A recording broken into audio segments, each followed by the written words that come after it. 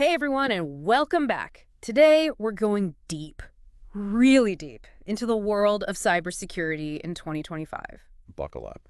We're dissecting the World Economic Forum's Global Cybersecurity Outlook 2025 report. And let me tell you, this report is a real eye-opener. It doesn't sugarcoat anything. Yeah.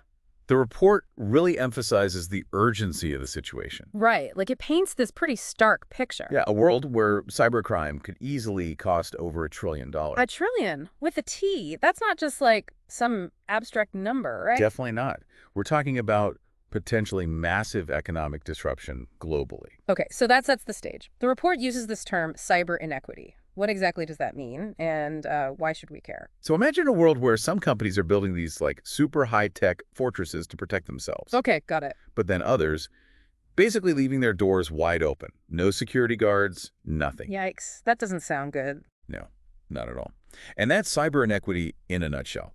The report actually found that since 2022, the number of small organizations that feel completely unprepared for cyber threats has increased sevenfold. Sevenfold. Wow. That means 1 in 3 small businesses is basically walking into a cyberstorm with, like, no umbrella. So it's this growing gap. Exactly.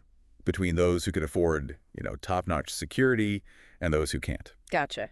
But honestly, is it really that big of a deal if smaller businesses are more vulnerable? I mean, it's unfortunate, but... It's a huge deal. And not just for those smaller businesses. Think about it. Your supply chain, Oh, okay. the software you use every single day, the vendors you rely on to keep your business running, even if your organization is Fort Knox, right, super secure. Right. A single vulnerability, just one weak link in any of those smaller businesses you work with, Yeah. it creates a domino effect, I see. compromises the whole system. And then everybody's at risk, not just the little guys. Exactly. Okay, that's a scary thought.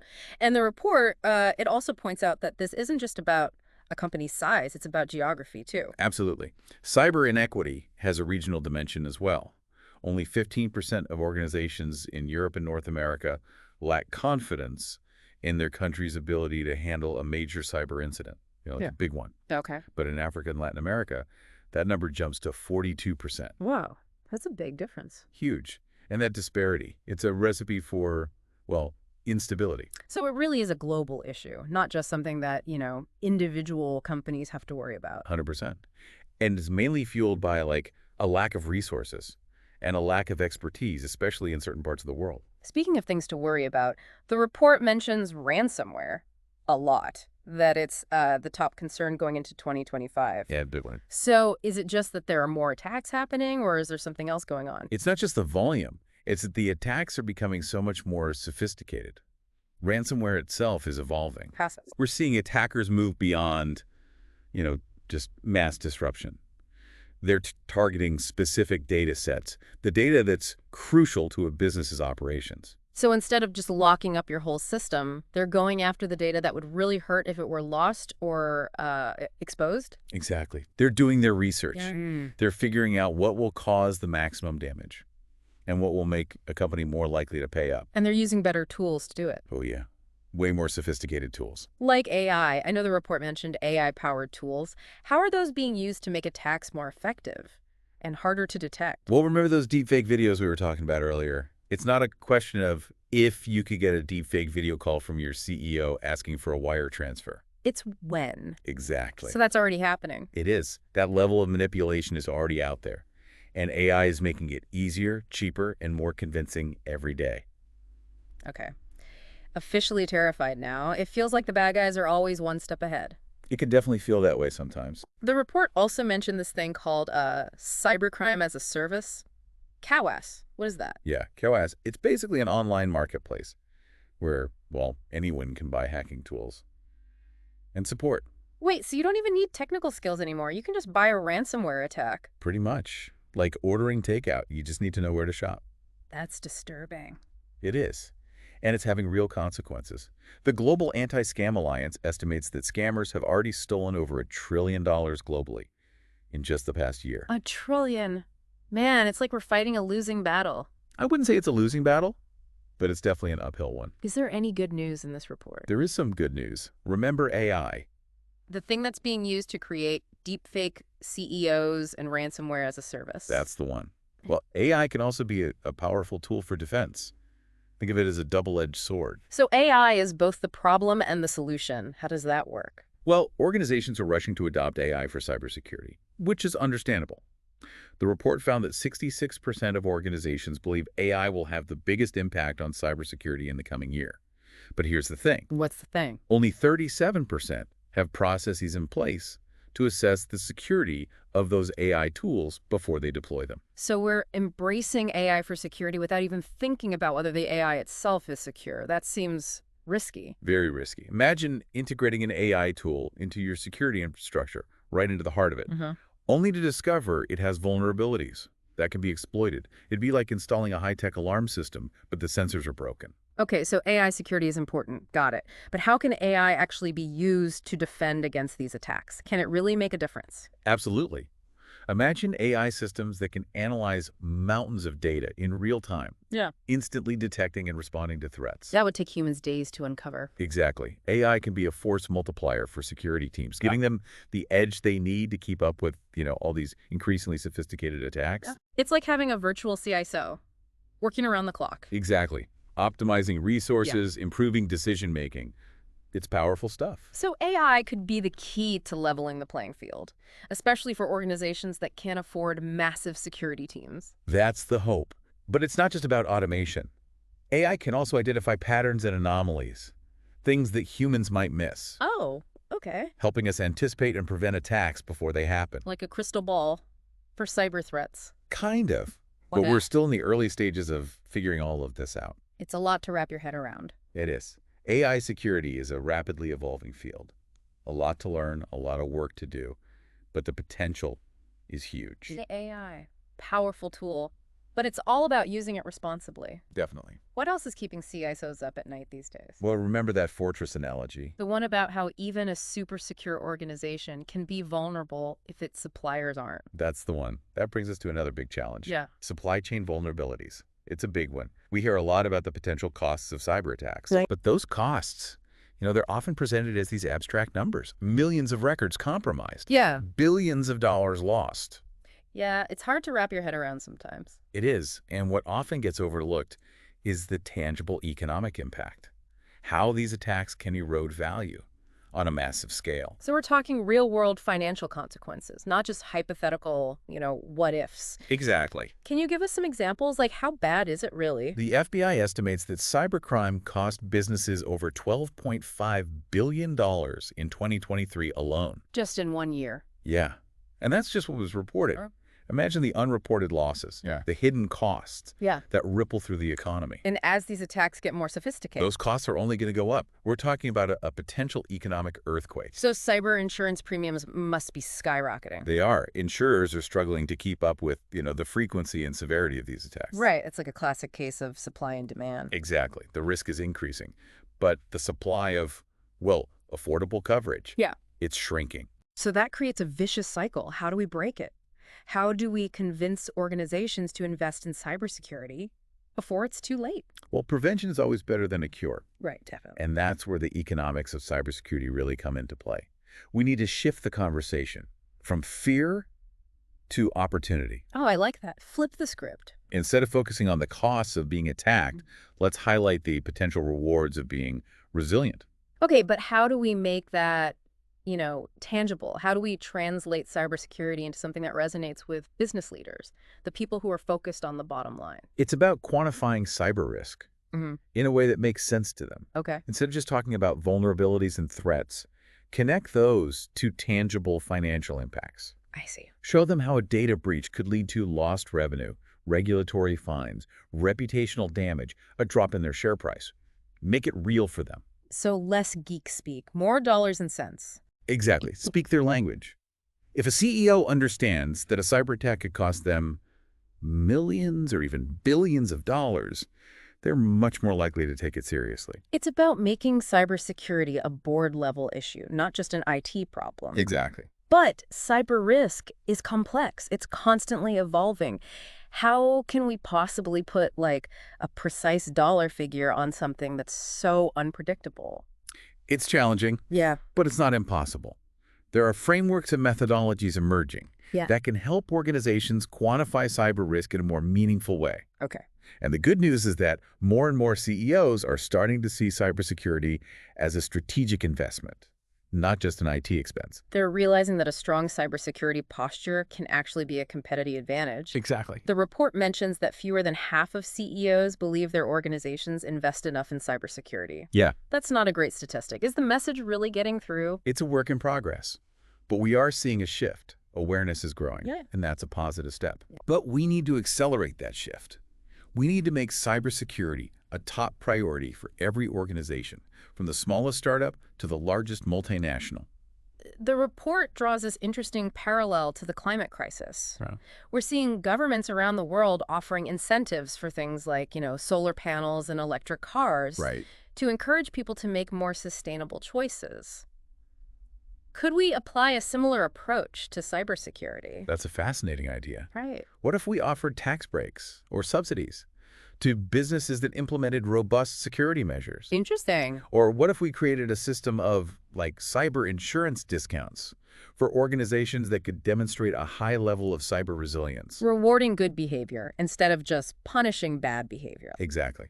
And it could help level the playing field, Yeah. especially for those smaller organizations that are struggling to keep up. Right. It's about creating a win-win situation. Businesses get the financial incentives they need to invest in security, and, well, society benefits from a more resilient digital economy.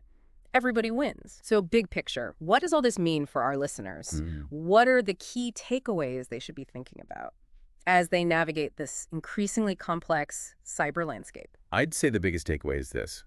Cybersecurity is no longer just an IT issue. It's a business issue. It's a societal issue. It's a global issue. That affects us all. It does. And we all have a role to play in addressing it. It sounds like we need a fundamental shift in how we think about and approach cybersecurity. It's not just about firewalls and antivirus software anymore. It's about understanding the economics of risk, building a culture of security awareness, and collaborating to create a more resilient digital ecosystem. That's a great way to put it. It's about recognizing that cybersecurity is an ongoing journey. It's not a destination. You're never really done. Always evolving. Exactly. Yeah. Constantly adapting to stay ahead of the threats. It's a marathon, not a sprint. We've covered a lot of ground today, but I think we have time for one more fascinating topic before we wrap up. The report highlights some real-world examples of organizations that are tackling these challenges head-on. Right. And I think there are some valuable lessons to be learned from their experiences. Definitely. Let's dive into those stories and see what we can uncover. We've talked about the big challenges, right, and all the economic forces at play, but let's look at what's happening, on the ground. Okay. Yeah. The report has these case studies of organizations actually doing some really interesting things to deal with these cybersecurity challenges. Like, they're getting creative. Yeah. For example, have you heard about what happened to Erupt? Erupt? Yeah, the global engineering firm. Oh, yeah. That was a tough one. A prime example of how well sophisticated these attacks are becoming. They really are. And that one. With Erupt, it was a combination of deep fake technology Wow. and some good old-fashioned social engineering. So like deep fakes and trickery. Pretty much. A company known for its technical expertise. Right. Like engineers. Yeah, tricked into transferring millions of dollars. Crazy, right? Wait, so they didn't even hack into their systems. How is that even possible? It was all about manipulating people. Create this illusion. Yeah. Using those deep fake videos, voicemails, forged documents, a manufactured sense of urgency. It was really well done, unfortunately. So they preyed on human trust. Yeah, and exploited the vulnerabilities that still exist, in our systems. So even with the best technology, human error can still be the weakest link. It's true. Yeah. And it's a reminder that cybersecurity is about more than just the tech. Right. It's about creating a culture of awareness, Yeah. training people to spot these attacks, Right. and encouraging, critical thinking. It's always the human element. It really is. Yeah. Strongest fortress in the world. Doesn't matter if someone leaves the gate open. Okay, so Erup's story, definitely a cautionary tale. Yeah. But the report also highlights some positive examples, right, of organizations doing things, well, the right way. I thought the case of the Indian cooperative banks was really interesting. Oh, yeah, that's a good one. They had some serious cybersecurity challenges, but they came up with a really creative solution. They did. It's a great example of how how collaboration can make a difference. Yeah, These banks had limited resources, right, limited expertise, kind of made them prime targets for cyber criminals. right. But they partnered with, Certain. yeah, India's cybersecurity agency to get training, support. Oh, okay. It helped them build up their, incident response capabilities Yeah.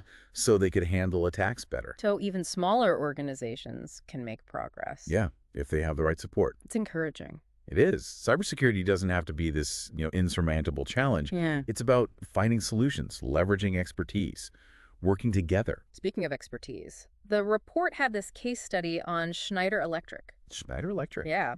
They're really embedded in, critical infrastructure, Yeah, power grids and stuff. right. Their approach to securing operational technology. Mm. Very impressive.